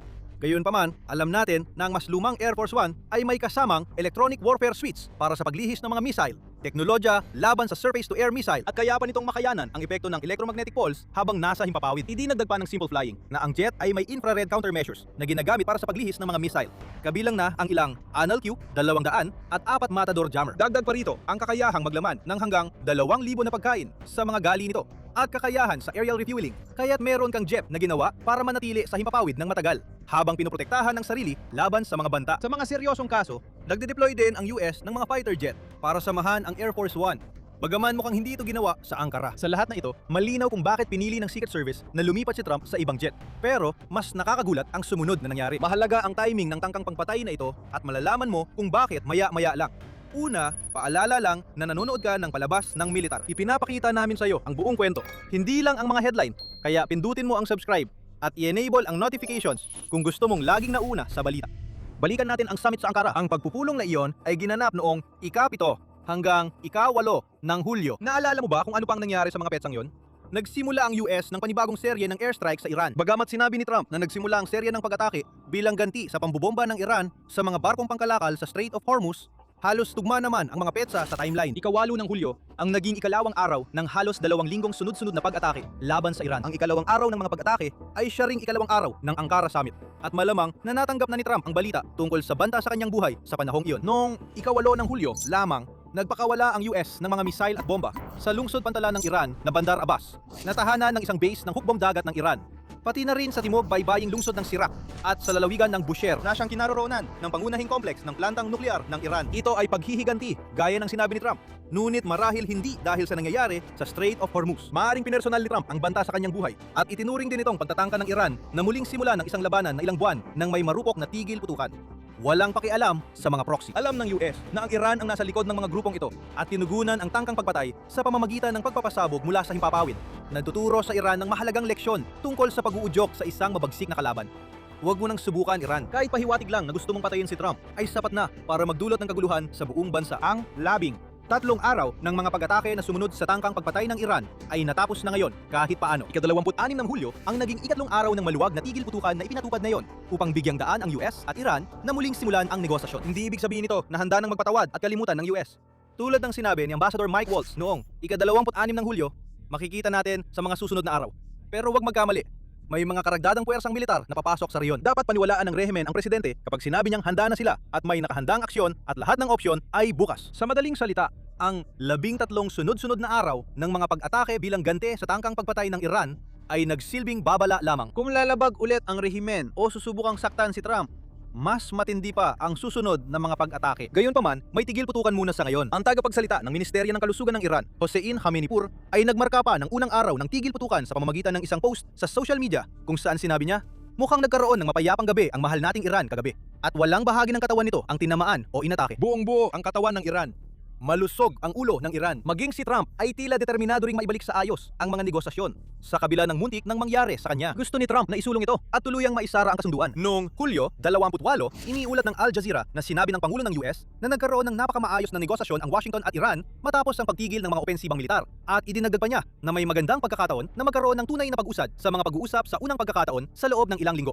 Kaya naitama na ang direksyon ng barko, nasa tamang landas na ulit ang lahat. Ang tanging bagay na maaring magwakas sa bagong tigil putukan na ito ay kung gagawa ng isang hangal na bagay ang Iran, tulad ng paglunsad ng isang lihim na pag-atake laban sa isang base militar ng US sa rehiyon ng Gulf. Bibigyan ka namin ng 3 pagkakataon para hulaan kung ano ang ginawa ng Iran ngayon lang sa isang katawa-tawang hakbang na tila ginawa para sirain ang mga negosasyong maayos na sana kahit na may pagtatangkang pagpatay. Naglunsad ang Iran ng isang biglaang pag-atake laban sa mga puwersa ng US noong gabi ng Hulyo 28. 4 na balistikong missile ang pinakawalan patungo sa isang base ng US sa Jordan ayon sa US Central Command. At kahit na lahat ng missile ay mukhang nasabat at idinagdag pa ng Central Command na hindi naging matagumpay ang walang katwirang pag-atake laban sa mga puwersa ng US, ang mga pag-atake ito ay nangangahulugan na ang digmaan na tila humuhupa na ay muling tumindi. Lumabas ang balita tungkol sa mga pag-atake ito habang ginagawa ang video na ito. Sa oras na pinapanood mo ito, maaaring gumanti na ang US ng sarili nitong mga pag-atake na posibleng magwakas sa pinakabagong tangkang magkaroon ng tigil putukan. Nakipagkita si Trump kay punong ministro ng Israel na si Benjamin Netanyahu sa White House ilang oras bago inilunsad ng Iran ang lihim nitong pag-atake na maaaring magbigay ng pahiwatig sa motibasyon ng Iran. Maaring hindi ito isang plano ng asasinasyon pero sigurado kaming gugustuhin ng US na gumanti tulad ng ginawa nila matapos pigilan ang mga tangka ng Iran na pabagsakin ang Air Force One. Bumalik tayo sa tangkang asasinasyon. Hindi pinalampas ng US ang buong pangyayari. Bukod sa paglulunsad ng ilang araw na pag-atake laban sa Iran bilang ganti, nagsagawa rin ng imbestigasyon ang mga awtoridad ng US tungkol sa tangkang asasinasyon. Gayunpaman, mukhang hindi nakatuon sa Iran ang investigasyong iyon. Sa halip, aktibong nangangalap ng impormasyon ang mga ahente ng FBI mula sa mga opisyal ng gobyerno habang iniimbestigahan nila ang posibilidad ng pagtagas ng impormasyon na maaaring nagbigay dahilan sa Iran para subukang patayin si Trump sa simula pa lang. Sa isang ulat noong Hulyo 15, ibinunyag ng New York Times na kinausap ng mga ahente ng FBI ang ilang tao na sumakay sa Qatari Air Force One sa Ankara. At umabot pa sa puntong hiningi ng FBI sa ilan sa mga opisyal na iyon na isumite ang kanilang mga telepono upang masuri kung may ebidensya ng pagtagas ng impormasyon. Isang opisyal na may kaalaman sa investigasyon na nakipag-usap sa New York Times sa kondisyong hindi pa pangalanan ang nagsabi na ilan sa mga sinusubukang kontakin ng mga investigador ay ang mga ahente ng Secret Service na bumiyahe kasama si Trump. Ang mga opisyal na iyon ay ipinasa na ang anumang panlabas na kahilingan sa kanilang mga abogado ayon sa utos ng pamunuan ng Secret Service. Gayunpaman, kailangang itanong na ngayon ang tanong, ito ba ay karaniwang pamamaraan lamang? O naniniwala ang FBI na maaaring may miyembro ng Secret Service na nagbunyag ng impormasyon sa Iran at mga proxy nito? Ang administrasyon ni Trump ay gumamit din ng isang kawili-wiling paraan sa pagharap sa mga nangyari matapos ang tangkang pagpatay. Ibinuhos nila ang bahagi ng kanilang sama ng loob sa mga mamamahayag mula sa New York Times na kabilang sa ilan na nag-ulat tungkol sa mga isyung pangseguridad na may kaugnayan sa Qatari Air Force One na nabanggit natin. Ang investigasyong yon ay pinangungunahan ni Direktor ng FBI na si Kash Patel na nagpapahiwatig na naniniwala ang administrasyon ni Trump na ang anumang ulat tungkol sa Air Force One ay kailangang bantayan upang hindi magbigay sa kalaban ng mga pahiwatig tungkol sa mga kahinaan nito. Ang ikalawang investigasyong ito ay nagbabangon ng mga tanong tungkol sa kalayaan ng pamamahayag at pinipilit din tayong itanong ang halata. Kung alam ng White House na hindi pa handa ang Qatari Air Force One, bakit nila ito ginagamit? Maaring hindi natin makuha ang sagot sa tanong na yan. Pero sa ngayon, ligtas si Trump. Ginawa ng mas lumang Air Force One ang talagang layunin nito at nabigo ang mga pagtatangka ng Iran na pumatay gamit ang mga proxy. Gayunpaman, malayo pa sa katapusan ang sigalot sa gulpo. Ang biglaang pag-atake ng Iran sa Jordan ay muling nagpasiklab ng digmaan matapos lamang ang ilang araw ng katahimikan. May paparating pa, mas maraming pag-atake sa Iran, mas maraming tugon mula sa Iran, at marahil ay mas marami pang pagtatangkang patayin si Trump. Maaring napahiya ang rehimen ng Iran sa pagkakataong ito, pero hindi ibig sabihin na hindi na ito muling susubok kapag nagkaroon ng pagkakataon. Sa loob ng maraming taon, nagtatayo ang Iran. Nakatago ng malalim sa loob ng isang bundok, gumagawa ito ng bagong nuclear site na hindi nakikita ng iba. Nakatago, pero hindi kasing lihim ng gusto ng Iran. Ngayon, nabunyag na ang nuclear na bundok pickaxe ng Iran. Kaya ito na ang naging pangunahing target sa buong mundo ng US at ng administrasyon ni Trump. Pero naniniwala ang rehimen na hindi masisira ang bundok na ito ay nakabaon ng napakalalim sa bundok. Kaya imposibleng tamaan ito ng US. Sumagot ang Amerika, tingnan mo ang 30,000 pound na bombang pambutas ng bunker ko. Nagsimula ang lahat sa isang banta habang patuloy na inaatake ng Iran ang mga barko sa kipot ng Hormuz. At habang nagsimula ng pumasok ang mga ataking ito sa Red Sea sa pamamagitan ng mga Houthi at marahil pati na rin sa Dagat Caspian. Sabi ni Pangulong Donald Trump ng US na tinitingnan ng Amerika ang isa sa pinakamalalaking target sa mainland ng Iran. Nasa target ng Amerika ang bundok Pickaxe dahil dito matatagpuan ng isang nuclear site na nakabaon ng malalim sa ilalim ng lupa. Malinaw ang babala ni Trump. Tapusin ang blockade sa Hormuz o sasabak ang US sa laban ng Pickaxe na may dalang mga bomba. Malapit na namin tamaan ng lugar na yan. At wala silang magagawa tungkol dito, sabi ni Trump noong Hulyo 21 habang katabi si Pangulong Joseph Aoun ng Lebanon sa White House. Nandun si Aoun para subukang makuha ang kahit anong uri ng katatagan para sa kanyang bansa matapos ang mga buwang labanan sa pagitan ng Israel at ng grupong militante na Hezbollah na suportado ng Iran sa teritoryo ng kanyang bansa. Sa halip, naging saksi siya mismo kay Trump na malinaw na ipinahayag sa buong mundo na ang katatagan ay darating sa pamamagitan ng lakas militar. Sinusubaybayan namin ang materyal. Doon nangyayari ang aksyon, pahayag ni Trump bago ulitin ang kanyang banta na malakas. Natatamaan ng US ang bundok Pickaxe. Maraming tanong ang lumitaw. Kaya ba talagang tamaan ng US ang tila hindi masirang lugar na ito? Gagawin ba nila? Bakit? Pero marahil ang pinakamahalaga at ang tanong na uunahin natin, ano nga ba ang bundok Pickaxe? Sa ibabaw, mukha lang itong isa sa maraming bundok at burol na makikita sa mainland ng Iran. Hindi naman ito basta-basta lang, pero mas isa itong palatandaan kaysa isang nakakatakot na pasilidad militar. At ganun na nga ang kaso sa loob ng mga dekada bago pa nagsimulang magtayo ang rehimen ng Iran. Ngayon, ang bundok Pickaxe ay hindi na basta bundok lang. Isa na itong malawak na nuclear site na pinaniniwala ang isa sa pinaka-secure na pasilidad sa buong gitnang silangan. Ilang taon nang gumugol ang Iran sa pagtatayo ng malalawak na tunnel complex na ilang dose ng metro ang lalim sa ilalim ng lupa sa tinatawag ng CBS News na ekstensyon ng Natanz Nuclear Facility na tinamaan ng US noong tag-init ng 2025 at sa panahon ng Operation Epic Fury. Pero ang bundok Pickaxe ay nagiging higit pa sa isang simpleng ekstensyon. Hindi ito katulad ng pagdagdag ng garahe sa isang bahay na may 5 kwarto. Ginugol ng Iran ang mga nakaraang taon sa pagdevelop ng pasilidad na ito upang maging kasing laki at lawak ng Natanz o alinman sa iba pang mga nuclear facilities sa Iran. Nagsimula ang trabaho sa lugar noong 2020 matapos ang sunog sa Natanz Nuclear Facility na nagbigay babala sa rehimen ng Iran tungkol sa kahalagahan ng pagkakaroon ng maraming pasilidad na bawat isa ay nagsisilbing fail-safe para sa iba pa. Iniulat ng Time Magazine na ang sunog na ito na nagsilbing mitsa para sa Pickaxe Mountain ay aktwal na isang gawa ng sabotahe na nagbigay pa ng mas malaking dahilan para lumika ng bagong pasilidad. Siyempre, kung ang Natanz ay maaaring tamaan minsan, maaari rin itong tamaan muli. Pinatunayan ng US at Israel na tama ang Iran noong 2025 at 2026 gamit ang mga bunker-busting bomb. Sa simula, ang mga tunnel na hinuhukay sa Pickaxe Mountain ay nilalayong magsilbing kapalit ng pasilidad ng Natanz Centrifuge Assembly na nasa ibabaw ng lupa na naging biktima ng sunog at di umano'y sabotahe. Mula, matalinong hakbang ito ng Iran. Kapag inilagay mo sa ilalim ng lupa, ang dati ay madaling maabot, mas mahihirapan itong maabot ng mga saboteur. Ang bagong lugar ay malapit sa Natanz. Mga 2 kilometro lang ang layo. Tungkol naman sa kung gaano kalalim ang lugar. isa pa yon sa mga malaking tanong. Si James Acton, na co-director ng Nuclear Policy Program sa Carnegie Endowment for International Peace ay nagsabi, isa itong napakalalim na pasilidad.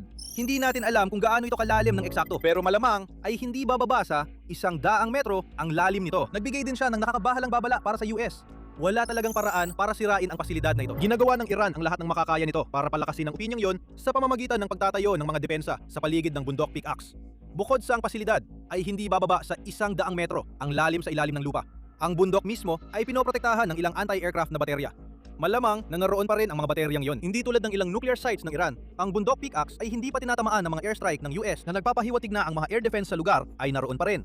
Ang mga depensang yon ay maaaring maging banta sa anumang Amerikanong bomber na pupunta sa nuclear site ng Iran. Malayo rin sa pagiging maliit ang bundok pickaxe. Ipinapakita ng mga satellite photo na mayroong maraming pasukan sa pasilidad na nagpapahiwatig na sumasaklaw ito ng 2.7 kilometro kwadrado.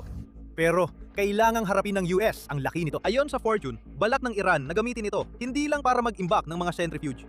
Dahil sa laki ng proyekto, maaring maging lugar ang bundok pickaxe kung saan magpapayaman ng uranium ang Iran. Sa teorya, maaari rin itong maging lugar kung saan maaring gumawa ng sandatang nuklear ang Iran. Ang isang paalala sa lahat ng ito ay simple. Walang ebidensya na nagsimula ng magpayaman ng uranium o gumawa ng anumang aktibidad na nuklear ang Iran sa bundok pickaxe sa ngayon. Sinabi rin mismo ni Trump noong unang bahagi ng Hulyo na minomonitor ng US ang lugar. Ngunit wala silang nakikitang ebidensya ng aktibidad na nuklear. Sumasang-ayon din ang Institute for Science and International Security o ISIS dahil ipinapakita ng kanilang mga satellite photo na ang lugar ay kasalukuyang ginagawa pa lamang at hindi pa ginagamit para sa anumang operasyon. Gayunpaman, maaring yon ang layunin ng Iran. Bagamat sinasabi rin ni Esmail Baghaei na siyang tagapagsalita ng Foreign Ministry ng Iran na walang anumang nuclear na aktibidad sa lugar. Nag-iingat ang ISIS sa kanilang pahayag gamit ang salitang unclear. Hindi pa rin malinaw kung kailan magiging operational ang Pickaxe Mountain. Hindi rin malinaw kung plano pa rin ng Iran na magtayo ng isang malaking assembly facility. Lalo na't nasira na ang centrifuge program ng Iran. Kasama na ang kakayahan ng Iran na gumawa ng mga bahagi ng centrifuge na kailangan para sa isang assembly plant ayon sa pagtatasa ng grupo. Ang konklusyon, wala namang nangyayari sa Pickaxe Mountain sa ngayon.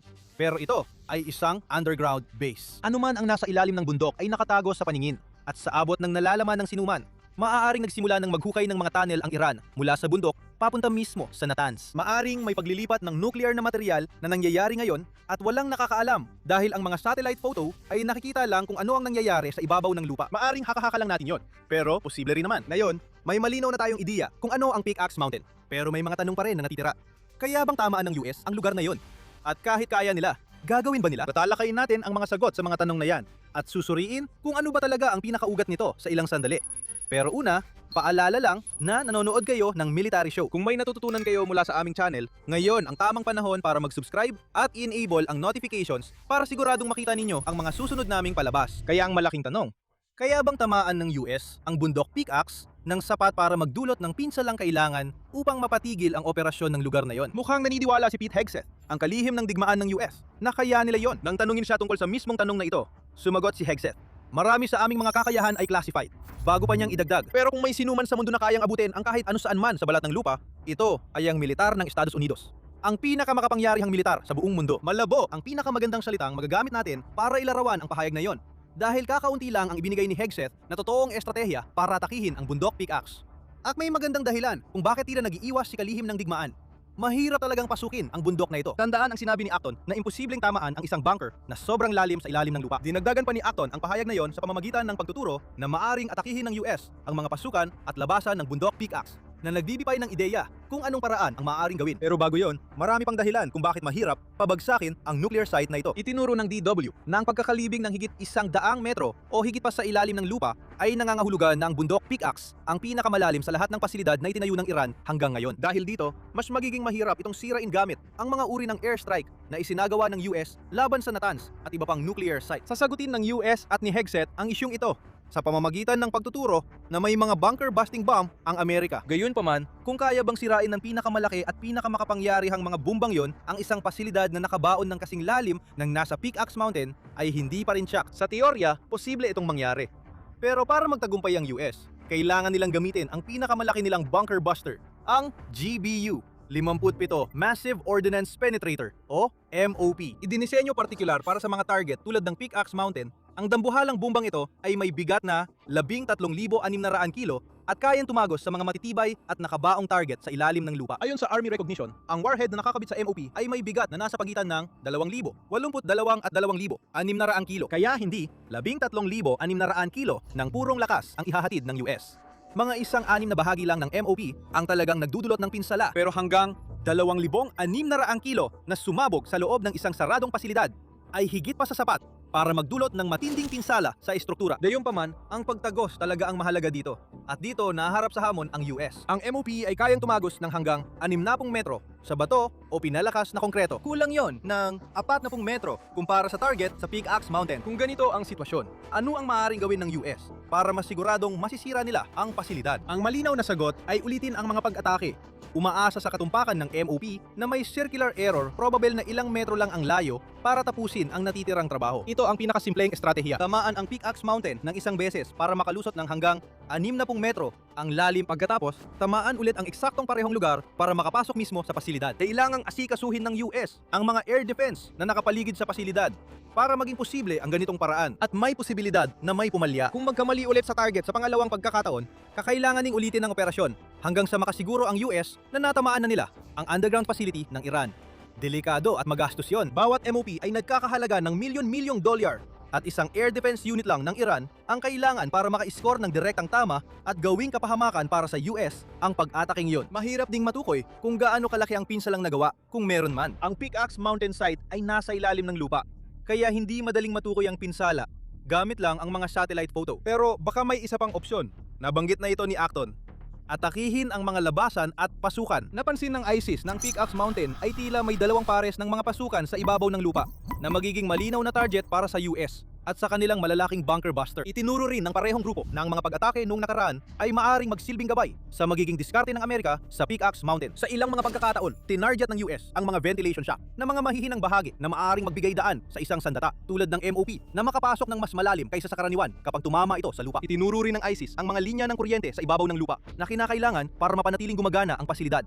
Kaya nagsisimula ng mabuo ang isang diskarte. Ang mas maliliit na bunker buster bomb ay maaaring magpaguho sa mga daan ng papasok at palabas ng Pickaxe Mountain. Habang winawasak ng mga airstrike ang mga nakikitang pinagkukunan ng kuryente, mas mahirap ang mga lagusan ng bentilasyon.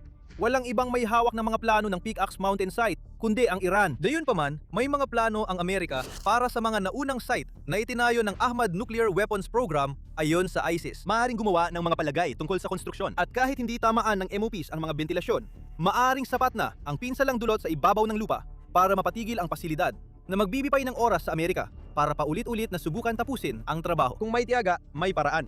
Baguhin natin, kung may MOP, may paraan. Na yon na may theoretical na paraan na, bumalik tayo sa isa pang malaking tanong na naitanong natin kanina. Titirahin ba ng US ang Pickaxe Mountain? Ipinahayag ni Trump na sa puntirya ng Amerika ang bundok, bagamat sinabi rin niya na titira lang ang US kung lalala ang sitwasyon sa kipot ng Hormuz. Kaya muli, bumabalik tayo sa pangunahing sandata ng Iran sa laban nito kontra US. Ang pagharang sa Hormuz ay naging sobrang epektibo para sa Iran. Ang nag-iisang daan ng tubig na ito ay isa sa pinakaabalang shipping channel sa mundo, kung saan halos 20% ng langis at liquefied natural gas na binibenta sa buong mundo ay dumadaan sa kipot na ito. Ang pagharang sa kipot ay nagbigay daan sa Iran na maglagay ng presyon sa 12-12 ng ban sa pamamagitan ng pagtaas ng presyo ng langis, na siya namang naglalagay ng presyon sa US na itigil ang kanilang mga pag-atake kapag nagsimulang magreklamo ang mga apektadong bansa. Sa isang ulat noong Hulyo 24, sinabi ng US Naval Institute na nananatiling mababa ang trapiko sa kipot matapos ang ika-13 sunod na araw ng panibagong pag-atake ng US laban sa Iran. Mayroon lamang 78 na pagdaan mula Hulyo 13 hanggang 19 kumpara sa 174 noong nakaraang linggo. Gayunpaman, nagbanta si Trump na kailangang lumala pa ang sitwasyon sa Hormuz bago tamaan ang Pickaxe Mountain. Lalong lumala ang sitwasyon. Noong Hulyo 26, pumutok ang balita na isang oil tanker ang sumabog sa kipot ng Hormuz matapos itong tumama sa isang naval mine na inilagay ng Iran sa daanan upang pigilan ang hindi autorisadong pagdaan. Ipinahayag ng mga autoridad ng Iran na lumihis ang tanker mula sa itinakdang ruta ng paglalayag at pinagbayaran nito yon. Ang mga rutang ito ay dinadaanan ng mga tanker na may pahintulot mula sa Iran para makadaan, at ang isang nasusunog at wasak na oil tanker ay pinakamalinaw na palatandaan na handang wasakin ng Iran ang mga barkong pangkalakal na hindi sumusunod sa kanilang mga patakaran. Habang nangyayari ang pagkawasak ng tanker na ito, nagsimula na ring umatake ang mga proxy ng Iran sa Red Sea sa mga barkong pangkalakal. At na yon, maaaring mapasama na rin ang Caspian Sea sa mga kaganapan. Noong Hulyo 26 din, Iniulat ng Al Jazeera na tinamaan ng Ukraine ang isang komersyal na barko ng Iran sa Caspian Sea. Agad na ipinatawag ng rehimen ng Iran ang mga diplomat ng Ukraine dahil sa insidente na sinasabing ito ay isang mapanlabang at kriminal na gawain. Sinasabi ng Ukraine na nasa karapatan nila na atakihin ang mga barkong pangkalakal ng Iran dahil marami sa mga barkong yon ang nagdadala ng armas at supply na ginagamit ng Russia sa pananakop nito sa Ukraine.